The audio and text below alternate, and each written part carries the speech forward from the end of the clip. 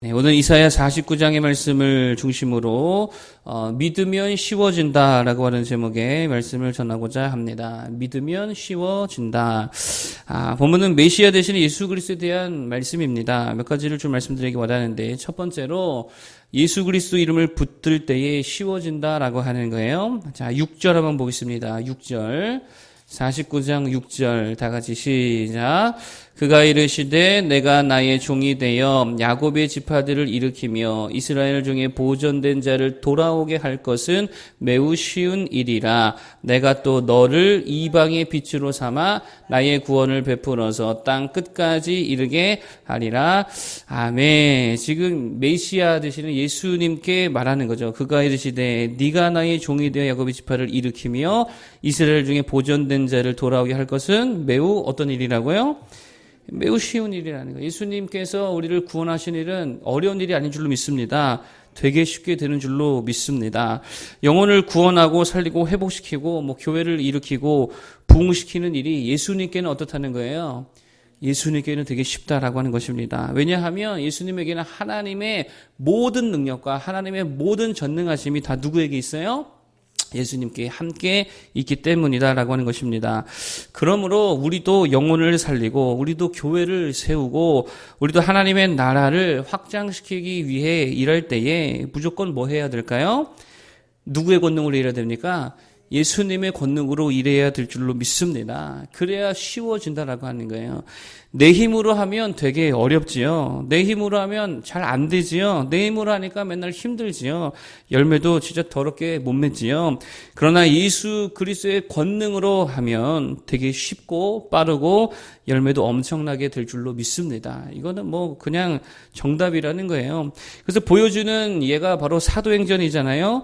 예수님의 제자들이 그 전에까지 복음서에 기록된 제자들의 모습은 진짜 열매도 없었지요. 여러분, 진짜 하는 것마다 얼마나 못했습니까? 얼마나 힘들었습니까? 그런데 예수님의 권능으로 일하기 시작하니까, 이게 사도행전이잖아요. 그럴 때 엄청나게 쉽고 엄청나게 빠르고 엄청나게 풍성한 열매를 거두게 되더라라고 하는 것입니다.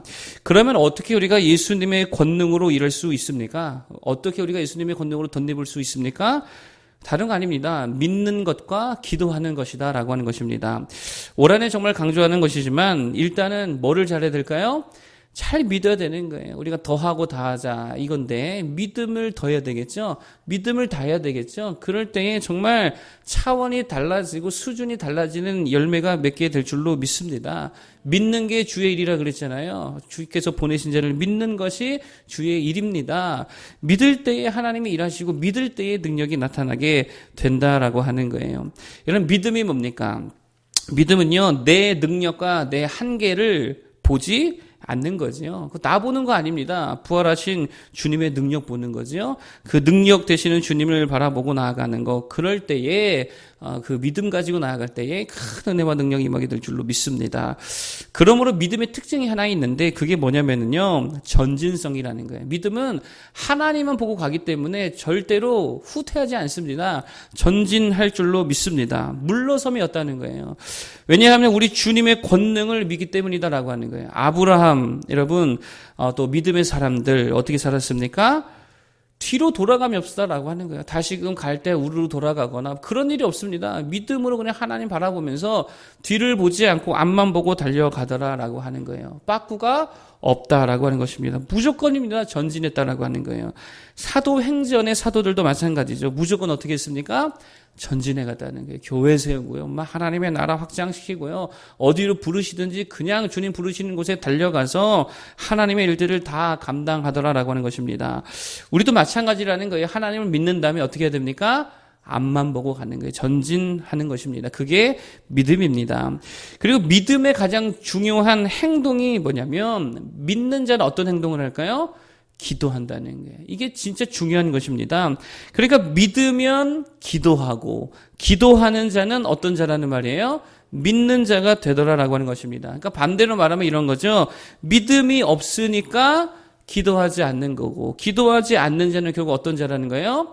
불신자, 믿지 않는 자가 되더라라고 하는 것입니다. 그래서요, 믿음과 기도는요, 여러분 기억하십시오. 이건 동의어입니다. 다른 게 아니라 동의어다라고 하는 거예요. 여러분 기도가 뭡니까? 기도의 자세를 통해서 우리가 좀 살펴볼 수 있겠죠. 기도할 때 일반적으로 어떤 자세로 기도합니까? 우리 무릎 꿇고 기도한다 그러잖아요. 무릎을 꿇는다는 게 무슨 말이에요? 나는 주저앉았을지라도 기도하면 누가 내 대신 띄워주신다는 거예요? 주님께서 나보다 훨씬 더 많은 곳에, 훨씬 더 많은 거리를 다니면서 주님이 대신 띄워주신다. 이게 기도의 의미라는 거예요. 또 기도할 때 손은 어떻게 하죠? 손을 모아서 기도하잖아요. 내 손은 결박당했을지라도 주님의 큰 팔로서 나 대신 주님이 더 바쁘게 일해 주시더라라고 하는 것입니다. 여러분도 기도할 때 어떻게 합니까? 눈을 뜨고 합니까? 감고 합니까? 감고 하잖아. 나는 참 어리석어서 아무것도 볼 수 없지만 주님이 큰 것도 디테일한 것도 다 봐주시면서 주님이 준비하시고 주님께서 이끌어 가시고 주님이 여호와의 이래로 다 예비해 주시더라. 그게 기도라는 것입니다. 그러니까 한마디로 기도는 내가 하는 게 아니라 누가 한다는 거예요. 하나님이 대신해서 일해 주시는 것이다라고 하니, 그리고 그걸 믿는 행동이 바로 기도인 줄로 믿습니다. 여러분 믿고 기도하는 자들 되기를 바라겠습니다. 그러면 나는 무릎 꿇고 두 손 모고 눈 감고 있을지라도 누가 일하신다고요? 하나님이 일하시는 거예요. 그렇게 하나님이 일하시면 쉽다 어렵다? 쉬워지게 될 줄로 믿습니다. 그렇게 주님으로 일하는 모든 믿는 자, 우리 기도하는 성도 되기를 축복하겠습니다. 두 번째로 말씀드릴 것은 뭐냐면, 위대한 일은요, 십자가의 고난을 받는 것이다라고 하는 거예요. 자, 13절을 한번 보겠습니다. 49장 13절, 7절과 13절 보겠습니다. 7절과 13절, 7절부터 시작. 이스라엘의 구속자, 이스라엘의 거룩하신 여호와께서 사람에게 멸시를 당하는 자, 백성에게 미움을 받는 자, 관원들에게 종이 된 자에게 이같이 이르시되, 왕들이 보고 일어서며 고관들이 경배하리니 이는 이스라엘의 거룩하시니 신실하신 여호와 그가 너를 택하였음이니라. 13절도 시작. 하늘이여 노래하라, 땅이여 기뻐하라, 산들이여 즐거이 노래하라. 여호와께서 그의 백성을 위로하셨은즉 그의 고난당한 자를 긍휼히 여기실 것임이라. 아멘. 여기 보니까 메시아의 고난당함에 대해서 이야기하고 있다라는 것입니다. 무슨 말입니까? 메시아의 고난이 결국 우리의 구원을 이루게 되더라라고 하는 것입니다. 예수님의 십자가의 순환을 통해서 하나님의 놀라우신 자비와 긍휼 우리에게 임한 줄로 믿습니다. 이게 되게 중요하다라고 하는 거예요. 하나님의 긍휼과 자비가 무엇을 통해 임하느냐? 예수님의 고난 당하심을 통해서, 그 십자가의 고난을 통해서 임하게 된다라고 하는 것입니다. 그러므로 십자가의 고난 없이는 부활의 영광도 있어요, 없어요? 그거 없는 거예요. 십자가의 고난 없이는 죄사함도 없다라는 것입니다. 십자가의 고난 없이는 여러분 성령 충만도 없다라는 것입니다. 십자가의 고난 없이는요 아무것도 일어나지 않는다는 거예요. 하나님의 큰 은혜와 능력과 자비와 그 모든 것이 무엇을 통하여 우리에게 임한다고요? 예수님의 십자가의 고난을 통해서 임한다는 게, 그러니 십자가가 우리의 능력이고 십자가가 하나님의 구원이 되는 거고 십자가가 우리의 힘이고 생명이고 자랑거리가 되는 줄로 믿습니다. 그 고난을 통해서 하나님의 모든 것들이 우리에게 폭포수같이 임하게 된다라고 하는 거예요. 그러므로 우리도 마찬가지죠. 위대한 일을 하려면 무조건입니다. 뭐 해야 될까요? 주님의 십자가 지는 삶을 우리도 살아가야 된다라고 하는, 그게 위대한 일입니다. 남을 비판하고 정죄하는 일, 이건 옳은 일이라고 할 수 있는데 이거는 쉬워요, 어려워요? 남 비판하는 거 되게 쉽잖아요. 누구나 다 할 수 있습니다. 그리고 남을 잘 비판하면 사람들이 되게 좋아해주고, 저 사람은 참 의롭다 이렇게 뭐 칭찬받을 수도 있겠죠. 그러나 그걸로 사람을 살려야 못 살려요? 못 살립니다. 정죄해 보십시오. 그것을 못 살립니다. 오히려 죽이는 거지요. 그러므로 단지 어떤 옳은 일, 합리적인 일, 상식적인 일, 그런 걸로는 절대로 사람을 살릴 수 없다는 거예요.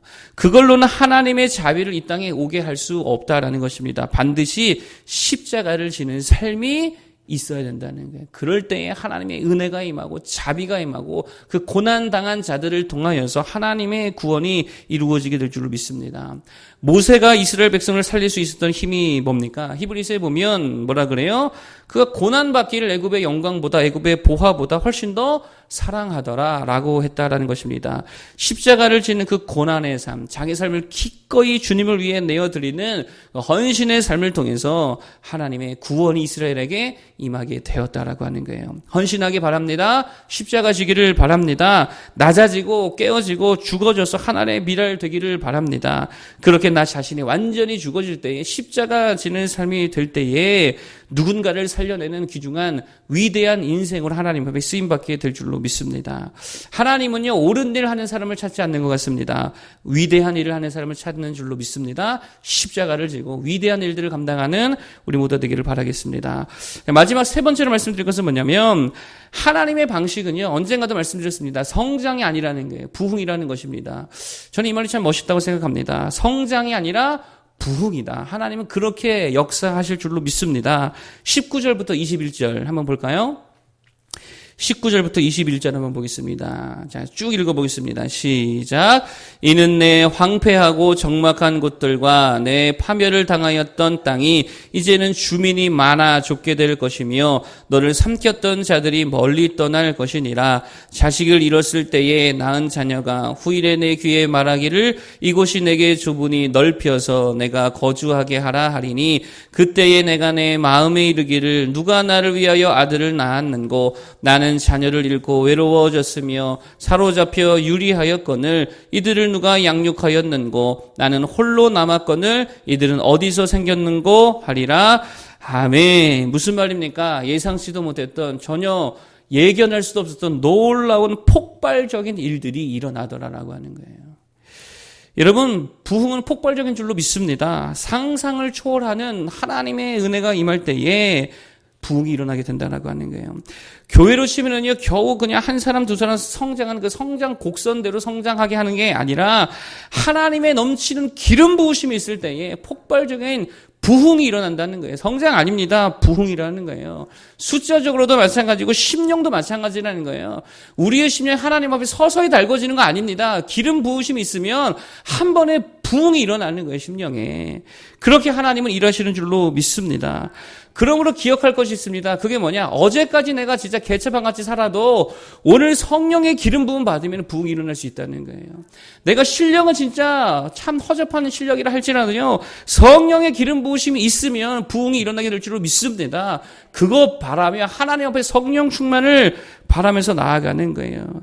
그러므로 끝까지 주님 편에 서야 될 줄로 믿습니다. 끝까지 바라고 끝까지 기대하고 끝까지 바랄 때에 23절 하반절 마지막 문장이 뭐라 그래요? 한번 볼까요? 23절. 나를 바라는 자는 시작. 나를 바라는 자는 수치를 당하지 아니하리라. 하나님을 끝까지 뭐 하라는 것입니까? 바라는 거예요.